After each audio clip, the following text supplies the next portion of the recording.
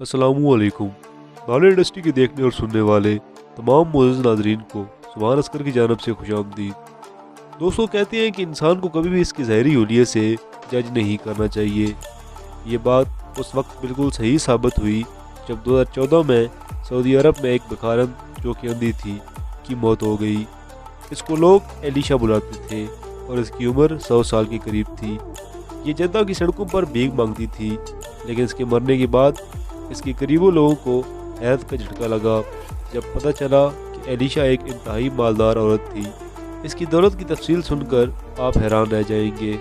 मरने से पहले एलिशा ने अपने एक दोस्त अहमद अल सईदी को वसीयत दी, जिसमें इसने कहा कि मेरे मरने के बाद मेरी सारी दौलत गरीबों में तकसीम कर दी जाए। अहमद अल सईदी हैरत में डूब गया जब एलिशा ने इसको अपनी दौलत की तफसील बताई। एलिशा के पास 3 लाख सऊदी रियाल कैश में मौजूद था, तकरीबन 10 लाख के ज़ेवरात, और यही नहीं, इसके अलावा इसके सासों में 4 बिल्डिंग्स भी मौजूद थी और यहाँ इसने अपने ख़ानदान के गरीब लोगों को मुफ्त में रहायश दी हुई थी और इस बात का किसी को नहीं पता था। अहमद अल सईदी ने इससे पूछा कि इतने अमीर होने के बावजूद तुम भीख क्यों मांगती हो? तो इसका जवाब इंतहाई अजीब था।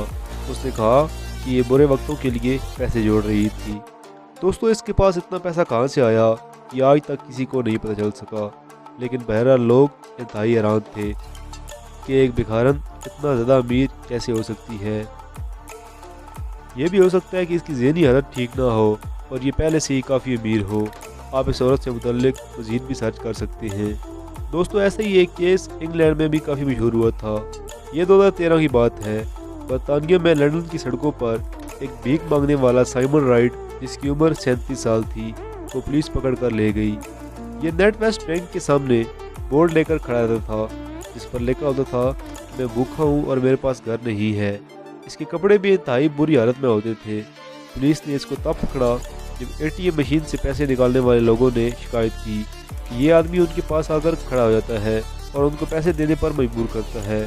पुलिस ने जब इस भिखारी को पकड़ा और इसका रिकॉर्ड मालूम किया तो पुलिस को सख्त हैरत का सामना करना पड़ा कि ये भिखारी तो काफ़ी मालदार था। ये एक साल के 50,000 पाउंड से ज़्यादा कमा रहा था, यानी 80 लाख से भी ज़्यादा, और ये एक 3 लाख पाउंड के फ्लैट में रह रहा था।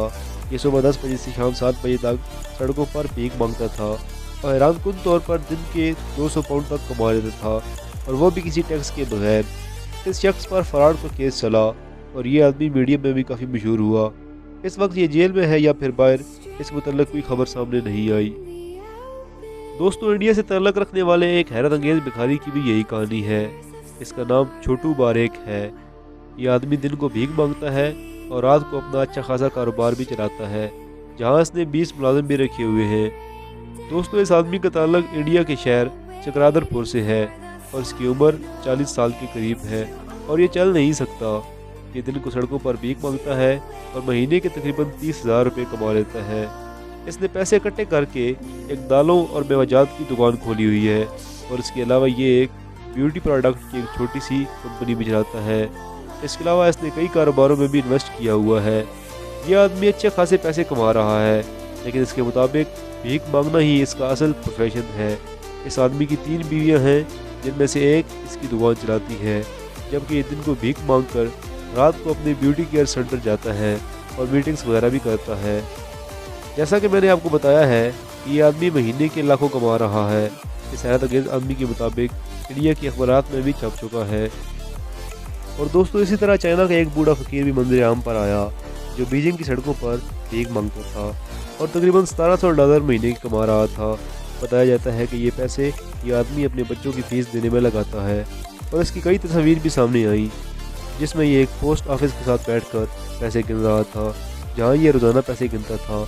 इसने अपनी फैमिली के लिए एक डबल स्टोरी घर भी खरीदा हुआ था। दोस्तों, अगर आपके इर्द गिर्द भी ऐसा कोई वाक़या पेश आया है तो कमेंट सेक्शन में ज़रूर बताइएगा।